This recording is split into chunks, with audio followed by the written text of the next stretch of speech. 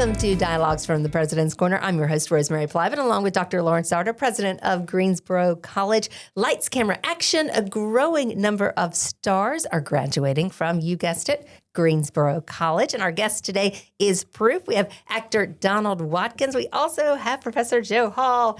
And they go way back, of course. Way back. So glad you're both here with us today. Thank you. Thank you. Thank you for having me. All right. So first, let's start with you. You grew up in Greensboro. What made you choose Greensboro College? How did you end up here? Oh my gosh. Funny enough, so there's a thing called NCTC. It was the North Carolina Theater Conference. They do play festivals, but they also hold auditions. My junior year, you're not allowed to, go for any sort of scholarships or anything like that. It's more like an audition. You're just kind of testing your material out. So I did that junior year, and I was like, man, that was really awesome. So then senior year, it was hosted at GC, and my teacher at the time, Tara Chappell, Tara Huser now. Let me make sure to get the last name right. Mrs. Huser had me come, and she went to GC, and she's like, okay, so I'm going to take you. We're just going to go. And, she helped me with my auditions and, just have fun. Just go and do it. And so we do the audition, and then they post all of the little callbacks. And she told me right after, she's like, hey, it's just a win if you get called back by anybody. Mm-hmm. And there were about 20 schools here. I remember it was 20 schools. And we went to the first one, and I was like, oh, wait, there's my number. Oh, wait, there's your number again. There's your number again. There's your number again. And after like the fifth or sixth one, we're both like, whoa, what is happening? What is going on? I got called back by every school except for one. Wow. And that was Meredith. And it's because it's an all-girl school. It's an all-girl school. You didn't have a chance. I didn't have a chance. Didn't have a shot. But when we went to GC, it was so funny because David Schramm was running it. And David had, hometown, so he's sitting there like the mafioso, and he's got everybody around him. He's got the nice office, and David took up so much of my time. Yes, David, you took up so much of my time, and I just felt so part of the plan. That was part of the plan. But I felt so warm, and I just knew that I really enjoyed it, and yeah, that's what kind of was the introduction to Greensboro. Okay, can I go back though before that? So when did you get the bug for acting? I mean, how did that happen? Oh man, I think I've always wanted to do this since the fourth grade. You ever done those little chorus concerts? Oh, where yeah. where you put them on and everybody has to sing. You bring your recorder or you're singing. And Hot cross buns. Hot cross buns. I was a beast at hot cross buns. I probably could still play it at this day. If you have a recorder, thank God nobody does. I pulled one out of my jacket. I would play hot cross buns like you never believe. But yeah, so we had a little piecemeal, and they decided that we're just going to do like little interludes, like maybe commercials. And they advertised this over the intercom. And I remember going home that day and not doing my homework at all because I was learning my lines. Uh-huh. And it was for a fictional toothpaste called Mud Mouth Be Gone. Mud Mouth Be Gone, it cleans and freshens your whole mouth. I remember the entire skit. And there's like 6 kids that actually wanted to do it. And I was the last one to go. And we were all in the same room, so I'm watching everybody else go. And I was like, nah. Okay, I got it. And then I go and I did it, and I got that first laugh. And I went, ooh, what was that? Mm-hmm. Ooh, and I did it again. I got another laugh, and I was like, oh, that feels different. Mm-hmm. Okay, and I got the part, did it, and from then on it was, oh man, I want to be an actor. And it's so wild how like the younger you sets this sort of goal. And there's been so many times in my life where I could have just said, nah, I've wanted to be so many things. I want to be an astronaut. I wanted to be, but like, why did that thing stick? Mm-hmm. Thought about that for years and years and years when you're, broke and you're not eating or you're getting ready to get your lights cut off and you're like, go do something corporate. You're smart enough to go do something else. And that little inner child's like, no, we can't do it. Like, yeah, that, man, nostalgia. Okay, all right, we're here. I love it. Well, okay, so when did the three of you meet? I mean, who met whom first? How did that happen? Okay. So for me, that's a very easy question to answer because Donald was the first student I ever heard of at Greensboro College and the first student I ever met at Greensboro College because he was chosen by his peers to be on the presidential search committee when I was hired. Still don't know how that happened. Cool. I still do not know how that happened. So I first heard his name in December of 2009 and met him in January of 2010. Mm-hmm. So it's been a minute. Well, actually then, I beat you Yeah. because we met in December of 2009. This is true. I was at grad school. What day? Well, I know it was definitely December 2nd. It was definitely December 2nd, because right? that was my birthday. And you were I was at grad school at LSU and in Baton Rouge, and you came to audition for the next class. They always skipped a year. And so you came in, and that's when we met. And funny enough, so I'm going to go with Joe. It never snows in Baton Rouge, ever. Yeah, okay, It just does not snow. And as soon as I get there, there's a snowstorm, and I got stuck there. So I was supposed to fly out that next day, and they're like, "You can't go anywhere because the city shut down." 3 flakes or It shut was like things 3 down, yeah. flakes. It was something, but they were like, "Nope, can't do it." So I just took that as a sign, like, "Oh, okay, this really means something." And yeah, that was so great. And then we overlapped by the year. Overlap by the year, so I got a And chance. it was so funny because I applied for the job here at Greensboro College, totally not putting the pieces together that that's where you came from. And it was only basically after I'd already, David Schramm had reached out, and apparently as soon as he got my application, he contacts called me. Donald and like, tell me about this Joe Hall. I was like, Joe, he's like, "Oh, I'm applying to Greensboro." I was like, "That's where I went." And I was like, "Oh, no way. yeah, so So it's a small world. All super small. And why this is in my head, I have no idea, but I first heard your name December 28th, 2009. Man. 'Cause that's when the chairman of the search committee, Walter Newton, called me, and I asked about the process and all of that. And I've never asked you, did you vote for me or not? I did. Okay. I did. I feel like you should know. I feel like you knew that. Yeah. How have I revoke a diploma at 15 years old? Absolutely. We were out by the airport. Yeah. What hotel Marriott. was that? The Marriott. Marriott. Yeah, so we're in the Marriott. And okay, I'd never been on a presidential search committee before. I still don't know how my name, to this day, I have no clue. But I'm the only student there. Everyone's much older. So I'm just trying to, not much older. I'm so sorry. No, man, Walter's going to come find me. you were a college kid. Remember But, you that. know, I'm in college. But I'm trying to do what everybody else does. So I'm watching how they do. If they're drinking coffee, I'm drinking coffee. I'd never drank coffee before. Really? Never had coffee before. So when I met you, it was like my 3rd day having coffee. And you were wired. It was a long day. They're like, "Okay, guys, we're going to get our coffee in." So by the time you came in, I was like this.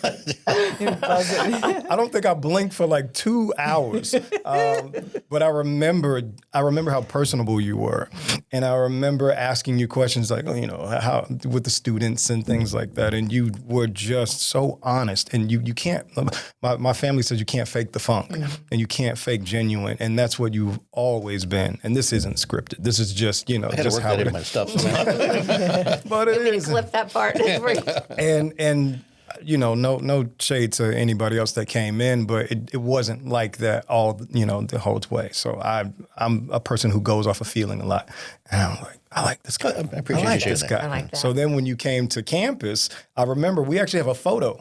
We do. We have a photo. So Dr. Zarda was actually in the caf, and he's like serving food, and I'm going through the line. I'm, hey, we did a little fist bump, and then they got it and they put it on the website. You nice. arranged lunch with other students. I remember that. And I don't know if you've done any directing yet, but I still have that memory that you were telling the students what to say. Tell them about softball. Tell them about the dorms. Tell them about Let's do this. I love it. Okay, so you graduated from Greensboro College in 2010, and then Don't what say happened? that too loudly. Okay, Don't say sorry. You graduated, and then what? Tell us what was your next step? Oh, I graduated 2010, and then I went straight to LSU. Was there? It was a 3-year program, and I stayed there for all 3 years. Almost left. Honestly, I don't think you know this. No, I don't. So I had intention to do film and TV, but I didn't have any intention to do it while I was in school. And there was a movie called Pitch Perfect, and they decided to come and they set up shop at LSU, and they were auditioning the students and everything. And I somehow ended up booking a role in that. But this is something funny. So my agent at the time was asking about my availability because they were looking at me for a larger role. And I told her that I wasn't available because I was in a show called The Brother Size. It was a 3-person show. that was when you did It was that. There was Oh, a yeah. 3-person show at the time, and I'm like, I can't. there's no way. This is in my second year, and I'm like, there's no way that I can just leave school to go off and do this thing. And we had no idea what this movie was going to be, but. Thinking back on it, maybe I could have took a little break. You know what? That says a lot about your character, though. Yes, it does. You know, No, I that wouldn't you have would, left. that you I- stay there. No way. And that was a special one for you, It too, was so wasn't it? special. I would not have left. I love that experience. That to this day, that's my favorite theatrical experience. Was I wish with those guys. I'd been there still. Seen that. 'Cause It was phenomenal. Myself, Johann Miles, and Darian Tolden, directed by Femi Yuba, The Brother Size. Nice. I would love to go and do that again. Sorry, it was great. There's a challenge out there for the world. There we go. There we go. If anybody wants to direct The Brother Size, I can play Oshusi.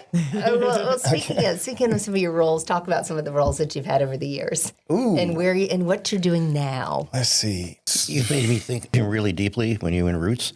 It was cool to see you on NCIS. You scared the hell out of me in Black Box. Oh, It man. was dark, man.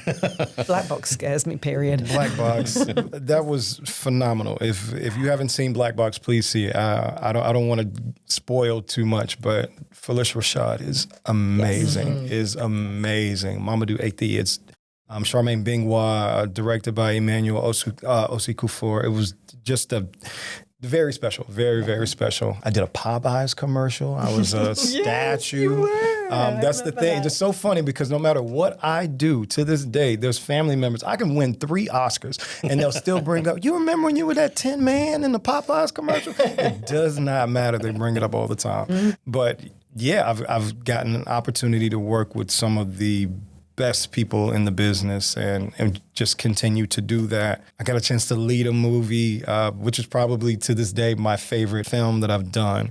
And it was a movie called Emergency. And I played Kun Lei. That's still on Prime? Still on Prime, Yeah, still good. on Amazon Prime. Yeah, it's a lovely film. We were the first production after COVID for Amazon. So it was strict. And every single day I was so scared I was going to get COVID. So here's another thing. I'm giving you all little insides.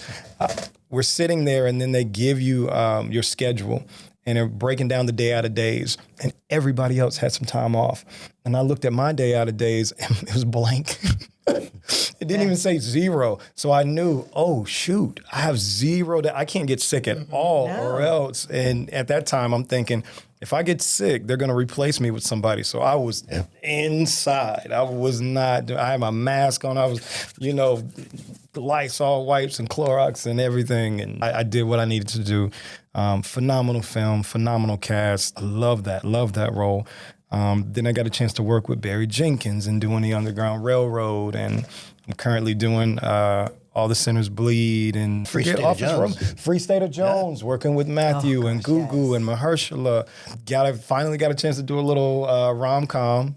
It's called Office Romances in Netflix. It should be coming out, I believe, this year. Yes, I'm so jealous. Right. She's jealous because I got a chance to work with Brett Goldstein. And I had no idea how much ladies love Brett. Ladies love Brett. Oh, they love Brett. You're blushing.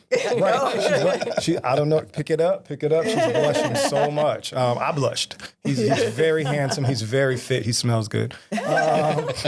But Betty Gilpin is in it. Jennifer Lopez, Amy Sedaris, Tony Plana. It's a stacked cast. Yeah. It's a stacked cast, and I get a chance to get in there and play a little bit. Yeah, I cannot wait for that one to come out. Yeah. That's fun. That's so fun. So, All the Sinners Bleed, what can you tell us? I know there are lots you can't, but, share as much as you can. All the Sinners Bleed is the first time that I've been a recurring character ever. I recurred on Underground Railroad, but that was simply because I didn't book a recurring character. Barry actually just decided to break our episode up. So, yeah, he broke it up. So I really just shot, just that one episode, but then they split it into, I think it's fall and winter. And I thought that was really cool. Or fall, or winter and spring. I'm messing it up. I think it's fall and winter.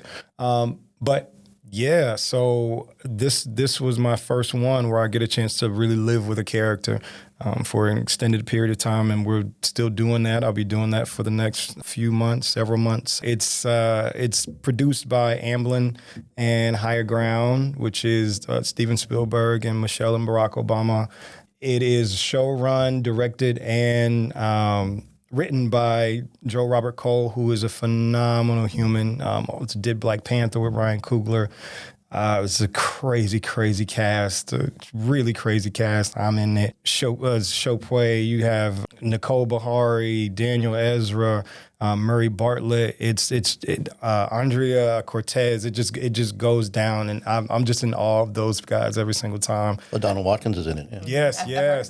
Donald Elise Watkins. Donald Elise Watkins. Yeah, he's all up in that, and I'm excited because it's the first time I don't know if you know, but I've kind of changed my aesthetic a little bit. Yeah. I'm going for some different stuff. So this will be the first time on film that I look like this, and I'm really excited about that. I get a chance to play Deputy Trey Avery, and I'm hoping that people like him. I think he's going to be somebody's favorite, whether it's my mom or just whether it's just her or anybody else. But So how do people catch this? it's going to be on Netflix. On Netflix. It will be on Netflix. Not 100% sure when it's coming out. It could be this year. It could be next year. But I don't You're recording now. Right. We're still filming right now, and we're not done for some months. So I wouldn't be surprised if it's next year. If it's this year, Well, they're looking for the next big hit now. Stranger Things is done. So this is true. This is true. I aged out of Stranger Things. yeah. Yeah, it's a phenomenal. I was about to say film, but it feels like that. It's cinematically, it's shot. It's so beautifully shot. Yeah, we're trying to catch this serial killer in this small Virginia town, and it's.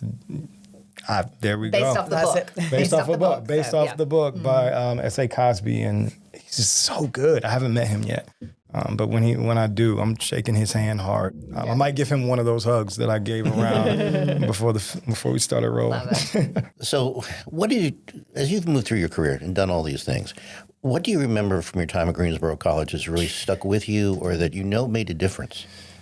Whew. I'll be honest. GC taught me how to work, and if any kids are watching this and they want to go into theater and go into a theater program because it's fun and they like acting, that's cool. But it was hard. It was the hardest thing I had ever done. And my mom loves to talk about that all the time.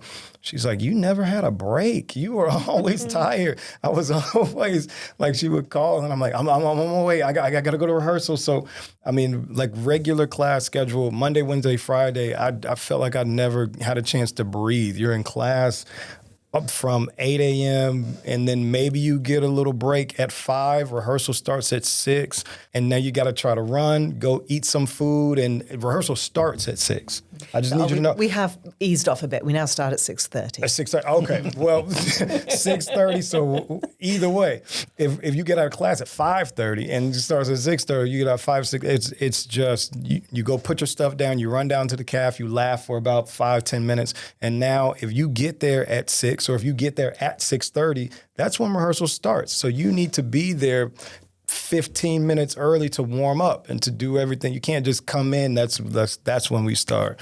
And you're in rehearsal for hours, and then you got notes after rehearsal, and then you run back to your dorm, and now you have to get your homework done for all your other classes, and then your scene work, and then we had dance classes as well, and we're doing scene studies. So now other people have brought you in to help them with their stuff. So you're not going to bed. I felt like, at least at that time, it felt like boot camp.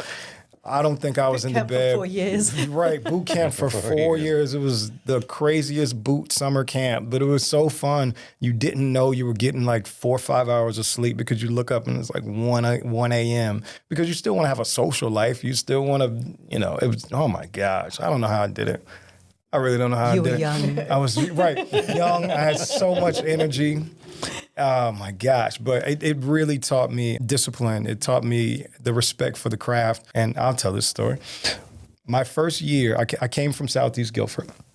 And for all intents and purposes, I was the man at Southeast. And that's not me being braggadocious. I worked really hard. So I knew, Dave, I told you Davey had me in the office and he shut the door and Francis is there. So I'm like, oh yeah, I feel like I'm being recruited. Okay, they're recruiting me for a reason. I'm going to come in and I'm going to be in every show. And the way that they used to do it, I'm not sure if it's done this way now, but you come in, you audition for for the slate of shows for that semester, and then still the same. Similar, yeah. So before we left for winter break, you're auditioning for the next slate for the spring semester. I didn't get anything my first semester, and I thought, that's okay. And I auditioned for the shows, and I went home. And I'm home, and I'm checking. I have the slow dial-up. Kids don't even know about dial-up. I'm just waiting for it to refresh, and I'm trying, and I'm checking. Okay, I'm not in that show. That's fine. Okay, I'm not in that show. That's fine. We got like 2 more shows. I'm like, okay, not in this one. All right, I'm definitely in this show. And then I wasn't. And then it hit me like, oh no, I'm not in any shows this year. And I was ready to leave. I was ready to transfer. I was like, they don't know who I am. Like, I came from Southeast. I played this and that. David had me in the office. I think I cried. I know I cried. I'm trying to be like, I think I cried. I know I cried. I was so heartbroken. And at that moment, I had to sit down and decide, is it them or is it me? Did I do everything that I possibly could to get, put myself in the best light? And I had to tell myself I didn't. I felt so entitled just because I was here and I was recruited. So, I felt like I was supposed to be given something and I didn't really earn it. And I told myself that I would never, ever feel like that again. So going into that summer, we had Katie Brown came from the Barter Theater, and she was auditioning students all around, and they were taking 2 people. And they took myself and Lauren Ballard. And I went to Barter in Abingdon, Virginia that whole summer. And then from everything I've learned from GC, and I took that into that summer, and I got really good. That's just what I got really, really good. I'd never been in that environment before where there's no school. It's just acting whole time. But it's equally as challenging as the schedule that you have here. It was worse. Yeah. It was worse because I was broke at that point. At least here I had a meal plan. Like over there, I was making $35 a week. You're an apprentice, right? I was an apprentice, and then you made $35. Now, you had housing, but you made $35 a week, and it still got taxed. It was $33. And we would take it to the bank. Every time we would go and take it to the bank. We'd be and they knew us when we came in. I was so excited, and I made it stretch. I actually came back. I was like buff. I was eating. It was so crazy. They're like, how did you do that? I was like, I don't know. We were like eating noodles. Yeah, I was going to say ramen noodles and butter, like spaghetti noodles. And it was nice when you had an extra $5 and we just kind of pulled our stuff together. So then I came back to school and I was ready. I dropped all of the entitlement and I dropped all of that and I was just ready for the work. And it showed. I think I was in 2 shows immediately, leads as well. And I was like, okay, I'm not going to look back. Yeah, we've had some students come who do theatre because it's fun. Because it's fun.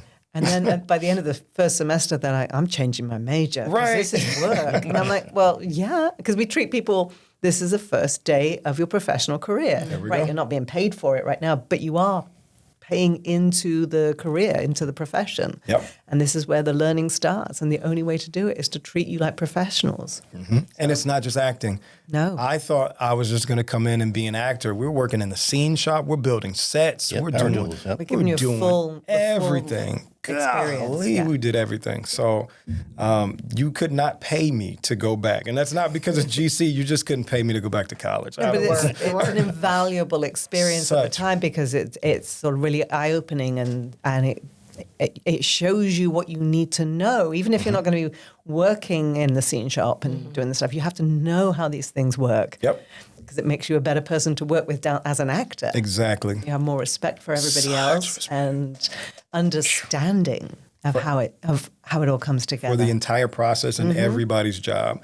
And I've taken that with me, to this day. And that's one thing That's one thing that I really do pride myself on. It doesn't matter if you're the director or if you're the janitor. I'm treating everybody the exact same. They gave us free reign to use the facilities at ungodly hours. Oh, very much. Right. And it's not just 10. Sometimes you're getting in there at midnight and you just want to work your stuff on stage, and I don't want to do it in my dorm room because it's loud and there's so many other distractions, and I want to be able to get in here. And the janitors knew me at that time. Slick. That was shout out to Slick, my guy. I think I have a picture with Slick when I graduated. I was so sad. I was like, this is my man. He saw me in here at all times, and if it was locked, he made sure to unlock it for me. And I've never forgotten that. Yeah, our students are best friends with security. With security, oh my gosh, Officer Gilmore, he's retiring. Yeah, he retired. Yeah. That man still looks exactly the same. If you think I look Never changed. he looks younger. Changed. I swear, I think he's a vampire. But like, I've seen him in the sun, but now I'm like, could be a day walker, could be a Blaze situation. He's got his portrait in the attic. That's what it is. Oh, I love that. He's fantastic. But that's GC. It's not just one person. It really is family. And they told me that when I first came and auditioned. But people will tell you anything to get you here. But when you actually come, you're like, oh wait, you weren't just pulling my leg. That's how everyone is. And I really appreciate that. You don't get that everywhere. By the time I got to LSU, I actually felt like I had a break. Like, wait a minute. Well, it's funny you say it. We've had several students who graduate and they go and do internships at various theatres, and everyone else on the internship is moaning and groaning about all the hours they have to do. And our students are like, this is nothing. This is it. I got time. Hey, I can sleep. I can 7 hours to myself. What? I can party on top. You can party up, right? We did that. Theater parties. We had them, but we would have to.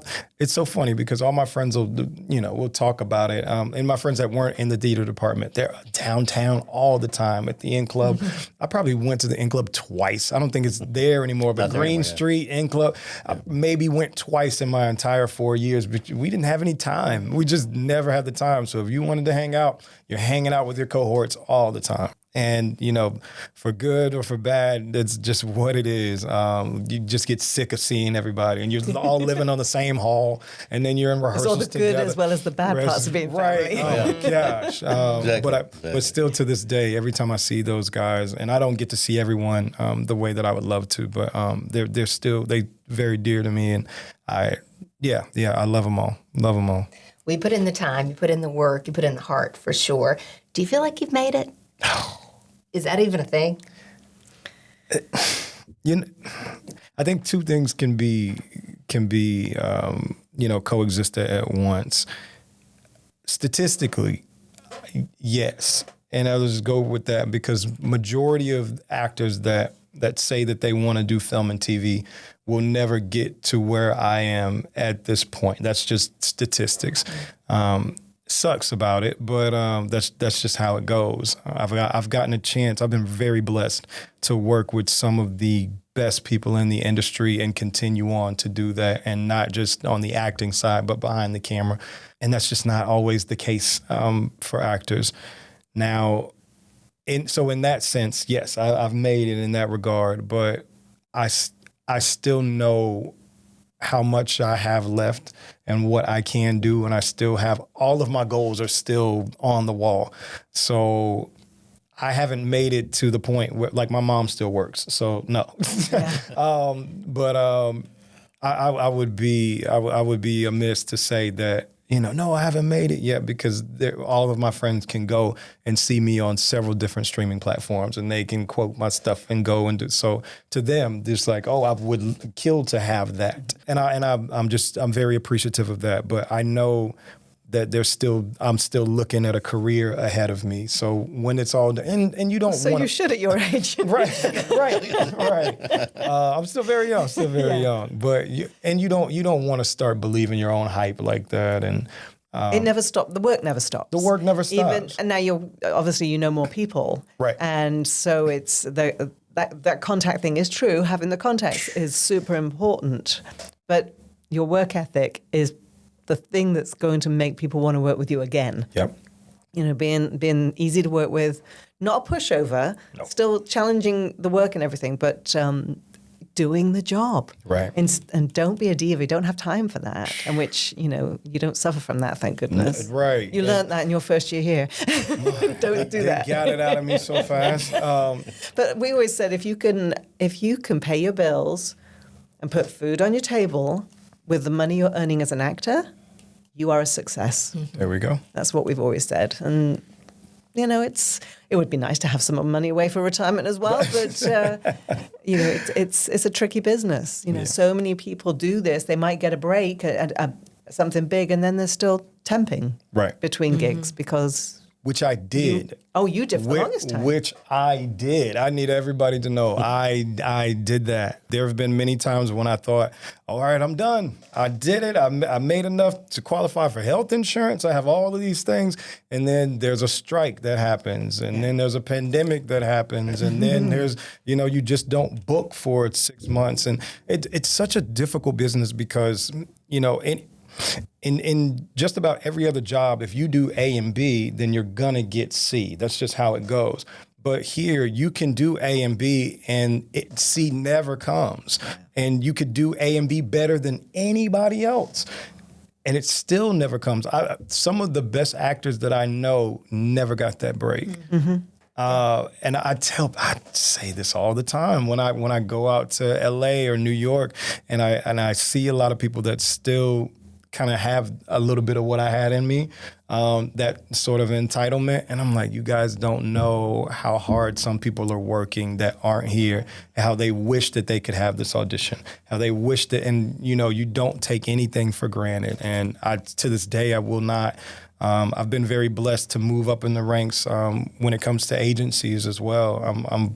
I started with a little boutique agency, and then moved up, and now I'm with UTA, one of the top agencies in the world, and I have the best team.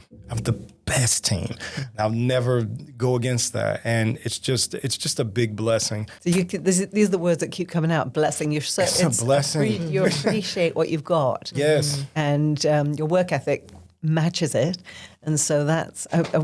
I would like to think more people are like that. I think many people are in the business. Mm-hmm. Right. But you're right. There's a few who just not quite like that. And I'm thankful that I haven't really worked with, most of my experience has been people that are grateful. And gratitude, I'd say this to all of my friends, anybody that'll listen, gratitude is the language of the universe. Mm-hmm. If you want more, just be grateful for what you have, and already go ahead and call it out and say thank you for the things that are about to come, and thank you for the things that I have. And I just give thanks all of the time, because I know it could be another way. I've even after I've done all of those things, I was still temping, or I would still go and hit DoorDash. And after I've been on your television, and now I'm delivering burritos, and I'm doing this, and they go, "You look so familiar."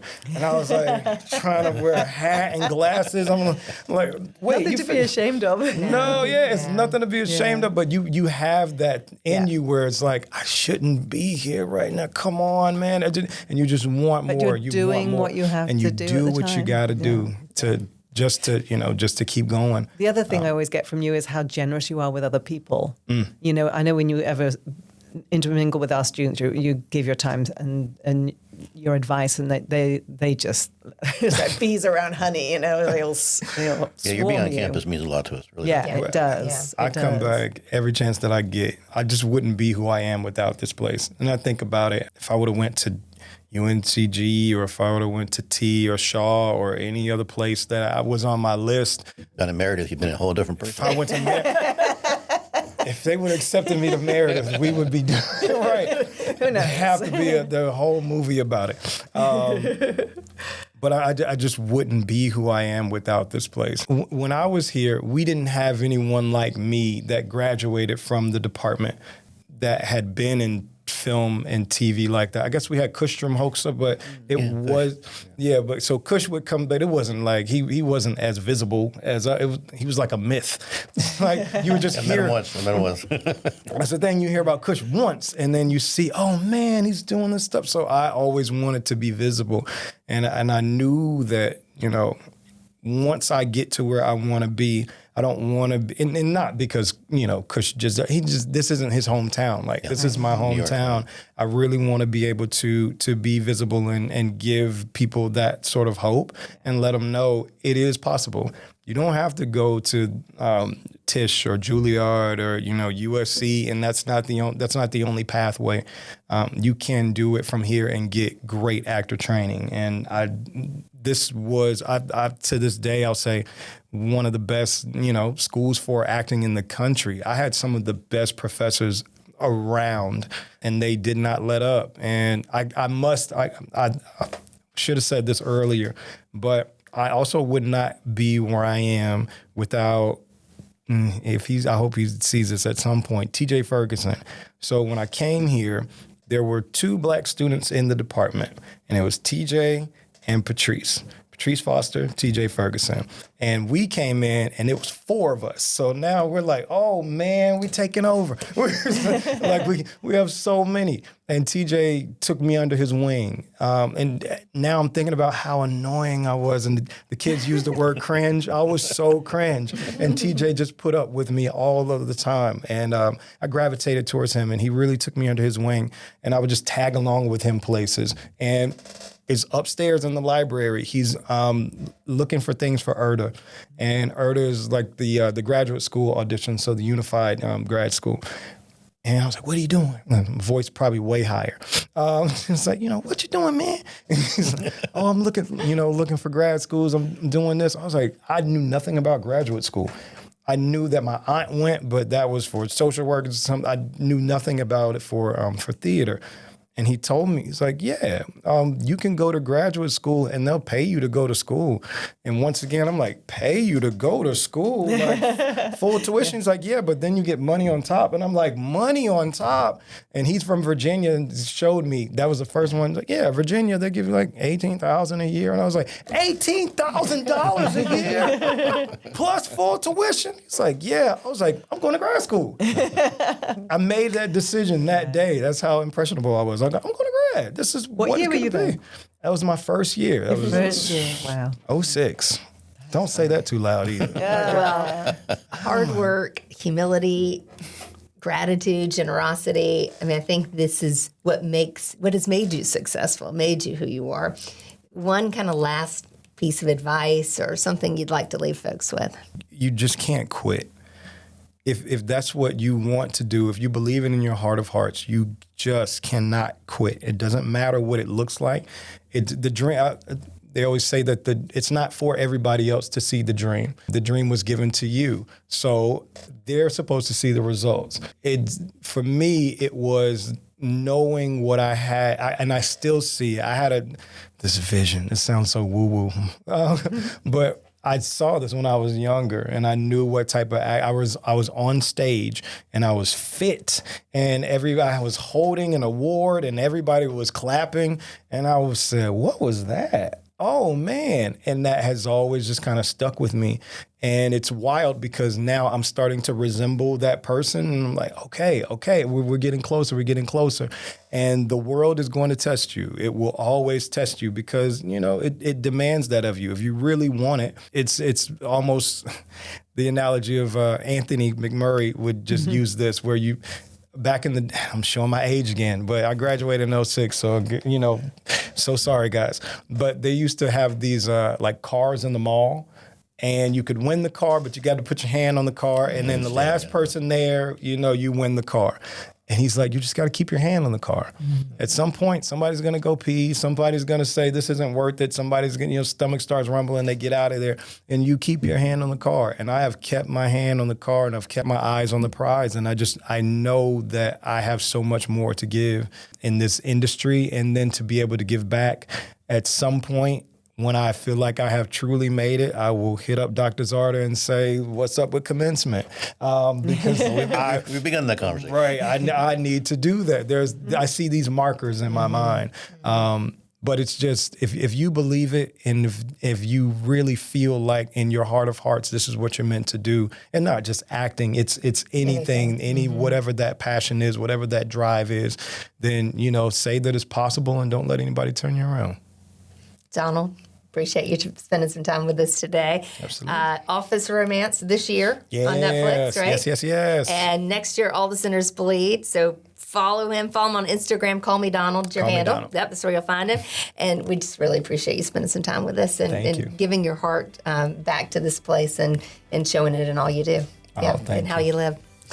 Be sure to subscribe to Greensboro College Dialogues from the President's Corner wherever you watch or listen. Learn more about all the good things happening at the college by following us on social media. We are at Greensboro College and online at greensboro.edu.